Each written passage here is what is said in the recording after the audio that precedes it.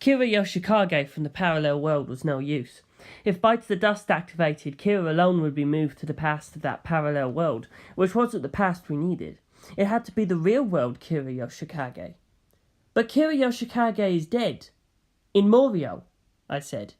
This idea is impossible on the face of it. No, he isn't dead, Kars said. No, he's dead. Pucci killed him? There's no need to believe Enrico Pucci. They found a lot of evidence, though. They found it. You didn't. You're the detective here. Right, but even in the parallel world, Karajiri Kosaku was Kira Yoshikage. No, Karajiri Kosaku was a bomb. But he confessed. This was a man tearing up in front of his family. Maybe what he meant by "I'm a serial killer" was that Bites the Dust had killed so many people he might as well be a serial killer. The fierceness with which he'd made his family run might well have been true love. And Kira Yoshikage had a thing for women's hands. Yet when soup spilled on Karajiri Shinobu's hands, Karajiri Kosaku hadn't shown any interest in the burned hand, and yelled, "Just get out." I didn't remember if Karajiri Shinobu had beautiful hands, and hadn't checked in the first place, and maybe his wife and his victims weren't the same to him, but I felt like a fetish like that was harder to conceal in the spur of the moment. My experience as a detective agreed. Karajiri Kosaku wasn't Kira Yoshikage. Kars nodded. I knew that right away, even in that parallel world. He didn't smell of blood at all, see? No matter how obsessed with cleanliness a human is, their senses only tell them so much. And to begin with, washing doesn't really get blood off. It just lets you feel like it has. Then you knew? Yes, but our goal was to activate the bomb. Man.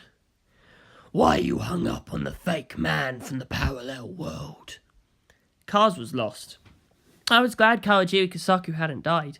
I was glad he kept his family from harm. That Karajiri's suffering hadn't ended, and he'd have to go through that last hour again. But if we caught the real Kira Yoshikage and made him lift Bites the Dust, then history here would have an influence on that parallel world as well. And hopefully that would free that Karajiri Kosaku. So how could we find Kira Yoshikage? That hand fetishist. If Karajiri Kosaku had been Kira Yoshikage, he would have worried about his wife's hands, I thought. And Bucciolati had told me what Karajiri Shinobu did for a living. An election official. If she was a Japanese election official, then had she worked in one of those election loudspeaker trucks? She was still young and attractive. People in those trucks wore white gloves and waxed out the windows.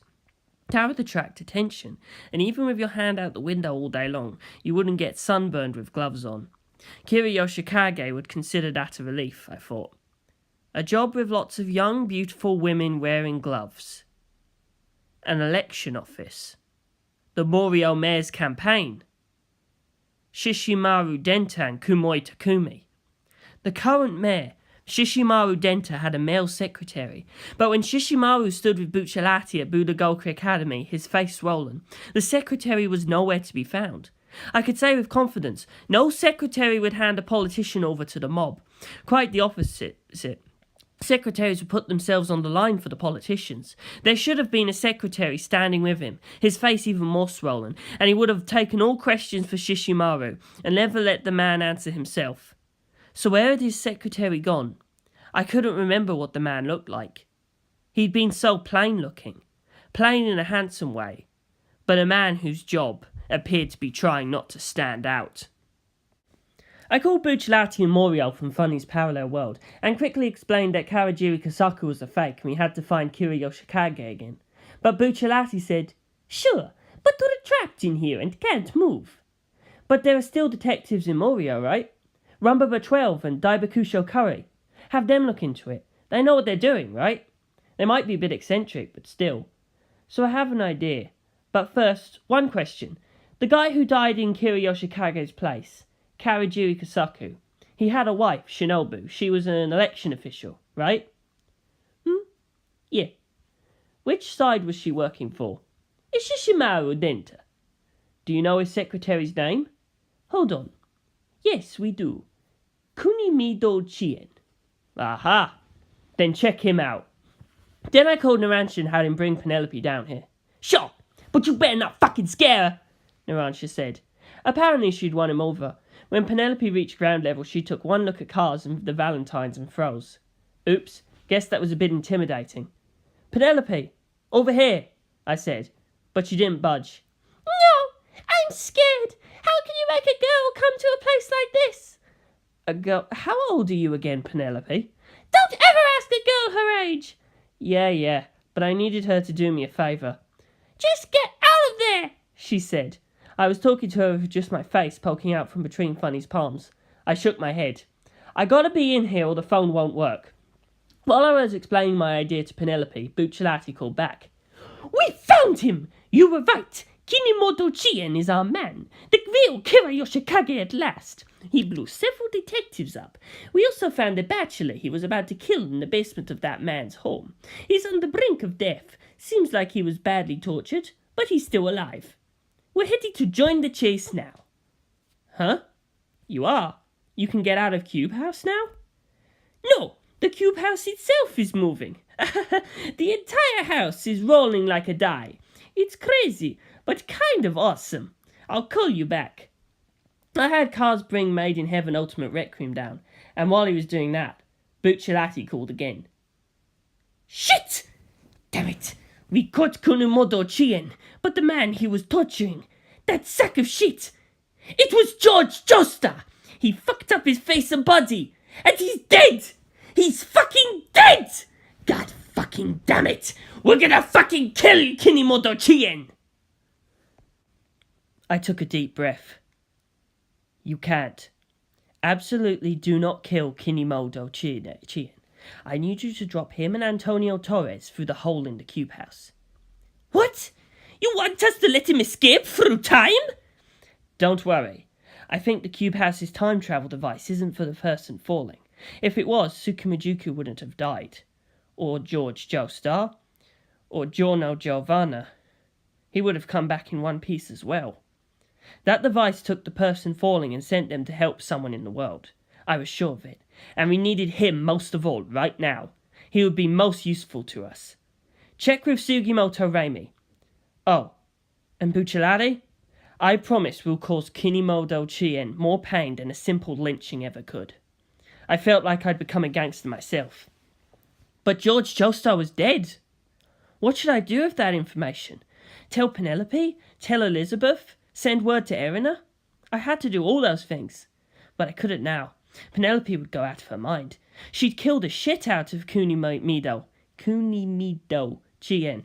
I mean, the lady had turned Antonio Torres into a giant wall covering all of England when she thought he'd killed George. She thought he was still alive in the future for now.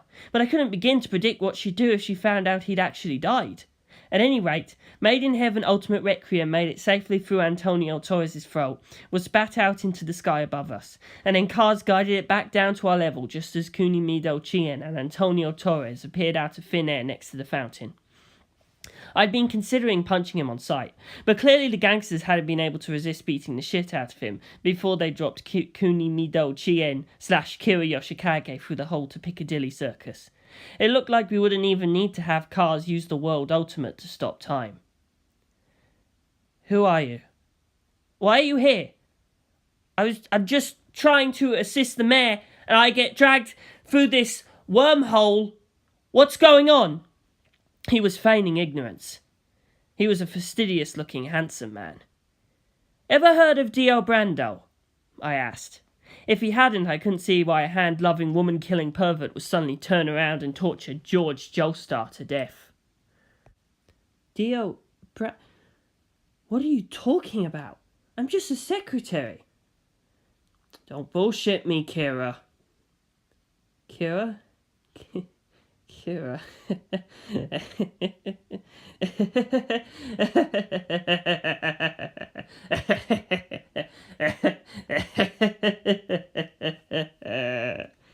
He was laughing his ass off. All I want, Kira said, is to live a quiet life. The only reason I ever set off these deafening bombs is so I can have that quiet life. But what am I to do when people come after me that won't be silenced by a bomb or two? When someone shows up that I will never be able to get away from? I do what I must. Killing one man's a small price to pay. If I clean and wash and disinfect, the dirt will come off. Now what? I thought. But behind me, Kars spoke. You fool. Like I keep saying, the way you do things, you'll never get rid of the blood or their bloodily fluids. Humans aren't nearly sensitive enough to blood. That's why you're so weak. You don't even know this is here, do you?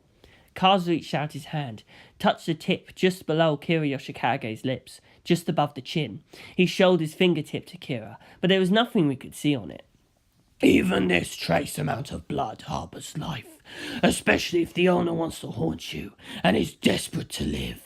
Have you ever seen the shape of life? No matter how much water you use, you can never wash the blood away. Some round, transparent thing swelled up from Kars's fingertip, and soon became the head of a young woman, dangling upside down from his fingers, staring at Kira. Not glaring, no sign of rage, just staring. You kill with sudden explosions so she doesn't know she's dead or how, Kars said. They're all like that. They've got so little blood left they can't do anything to you. But they're all watching you. The woman's head dangling from his finger, Kars reached out and touched Kira Yoshikage. The head attached itself to Kira's abdomen, and around it more bubbles formed, and as they grew, more formed around them. Kira Yoshikage shrieked and tried to shake and brush the heads off him, but they just kept increasing in number. Since the heads were transparent, I could still make him out at first, but soon there were so many that completely buried him. Kira Yoshikage had turned into a writhing pile of human heads. All we could hear was the screams coming from inside. In time, they grew fainter and stopped. "Make sure he doesn't die of shock," I said. You are no judge of human limits. Human bodies are weak, but their minds are strong. Look at these dead women. Traces of blood far less than a drop still harbour this much life. Yeah, but I just feel sorry for them. I can't watch this. I see. Kars reached out his hand, touched the side of the 5-meter-long human head grapevine, and the women's heads shrank and were gone. Kira Yoshikage came back into view. I stepped closer to check on him, and his eyes were hollow, and he was muttering under his breath, and for a moment I was glad to see him still alive, and then I heard what he was saying.